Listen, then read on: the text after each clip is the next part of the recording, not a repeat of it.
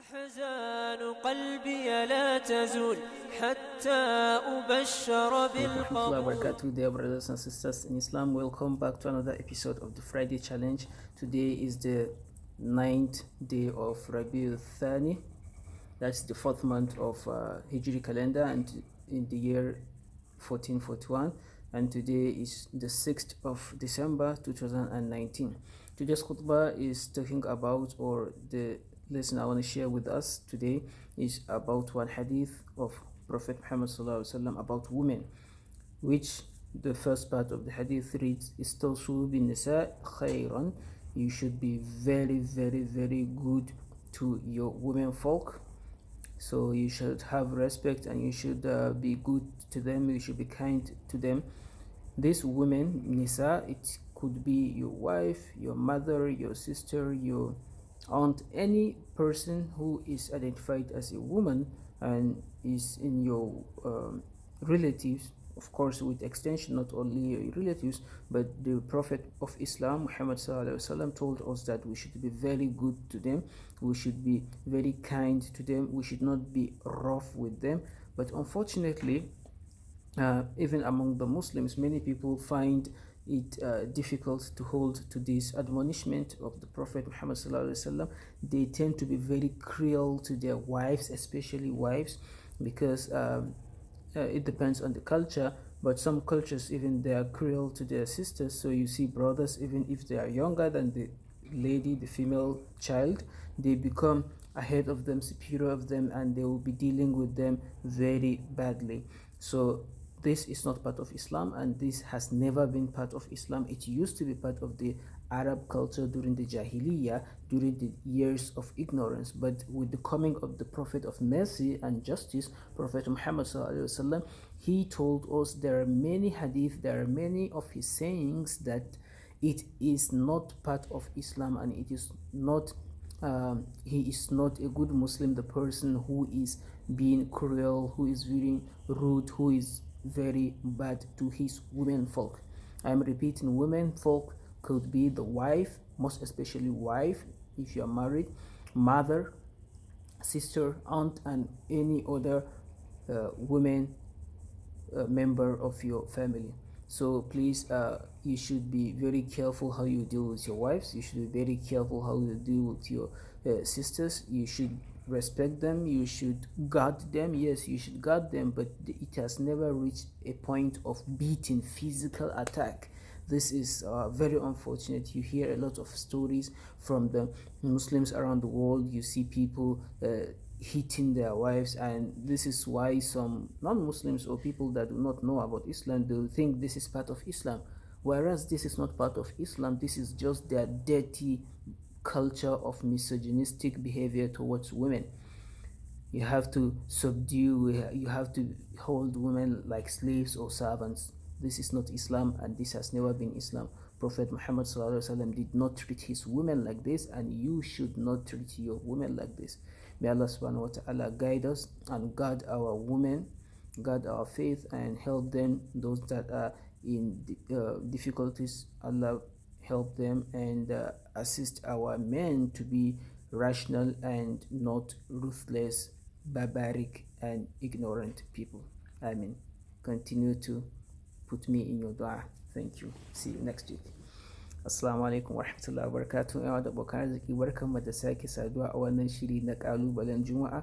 Yau shine 9 ga watan Rabiul Thani, wata na hudu kenan a hijirar kalenda 1441, wanda ya daidai da 6 ga watan Disamba 2019 in ya tabbata. Yau hudubar mu yau shine darasin mu, ko in ce kashi na 19 insha Allah. Yau hudubar mu za ta dan yi magana ne akan farkon wani hadisi mai matukar muhimmanci, hadisin da manzon Allah sallallahu alaihi wasallam ya ce istausu bin nisa'i khaira, da karshen shi. Amma farkon abin da yake so in faɗa shine wanda ya danganta da farkon hadisin kenan, wanda yake ce mana mu yi zamantakewa, mu yi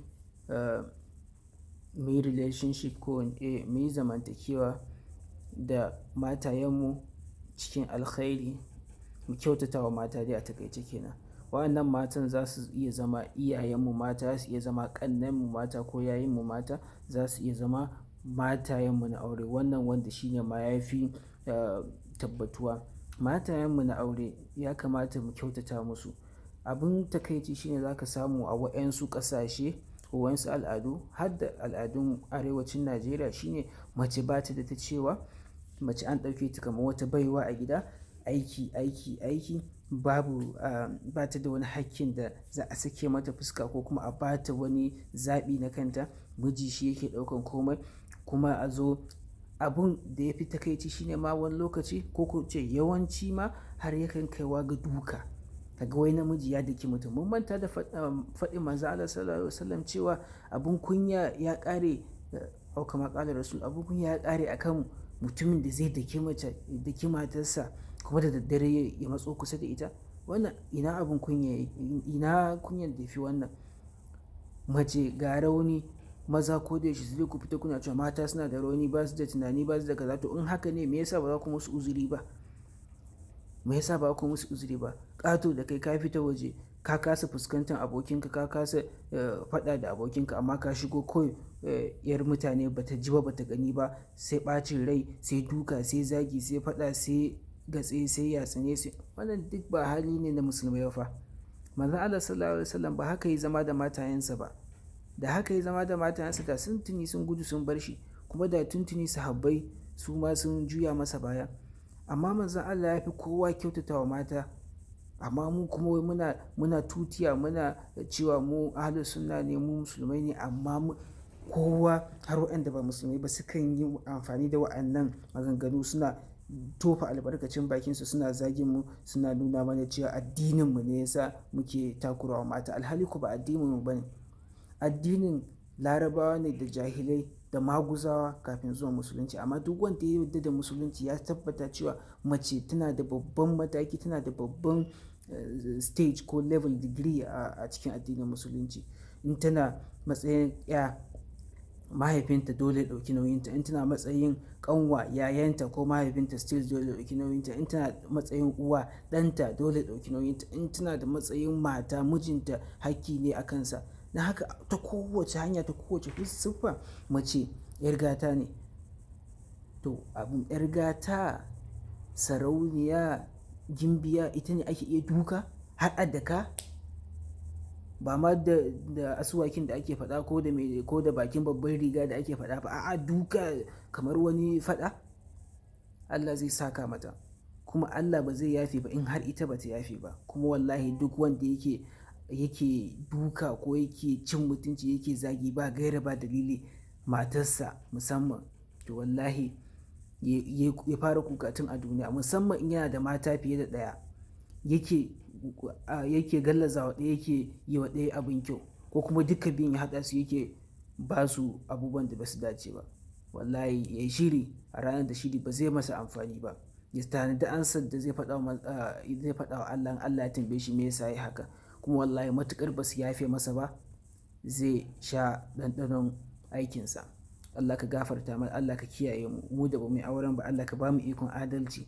Allah ka kare mu da fuskar shaiɗan har a ce wai za ka daki mace. Allah kiyaye mu. To abin ne zo da haka, amma ku yi haƙuri, ku sanya ni a cikin addu'o'inku ta yau da kullum, da ni da sauran duka 'yan uwa musulmai wanda suke cikin wannan jihadi. Allah karɓa mana. Na gode, sai wani sati insha Allah. Assalamu alaikum. أحزان قلبي لا تزول حتى أبشر بالقبول، وأرى كتابي باليمين وتقر عيني بالرسول، وأرى كتابي باليمين وتقر عيني بالرسول. أحزان قلبي لا تزول حتى أبشر بالقبول، أحزان قلبي لا تزول حتى أبشر